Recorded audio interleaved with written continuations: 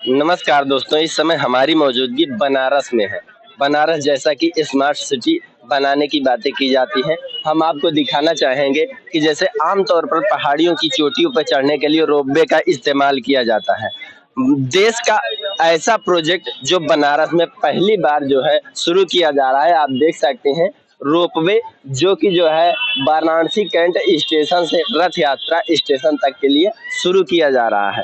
पहाड़ियों की चोटी पर चढ़ने के लिए आमतौर पर रोपवे का इस्तेमाल होता है, परंतु यहाँ ट्रैफिक से बचने के लिए शुरू किया जा रहा है। आप देख सकते हैं दोस्तों, इस रोपवे के माध्यम से जो भी यहाँ टूरिस्ट आएंगे बनारस का आनंद लेने के लिए, उसका अनुभव कुछ अलग होगा। आप देख सकते हैं यह जो है मॉडल तैयार किए गए हैं, किस प्रकार से वाराणसी कैंट का स्टेशन किस प्रकार से जो है बनाया जाएगा, विद्यापीठ स्टेशन किस प्रकार से बनाया जाएगा, रथ यात्रा स्टेशन किस प्रकार से बनाया जाएगा, इसको बाकायदा यहाँ पर ब्रांडिंग करके दिखाया गया है।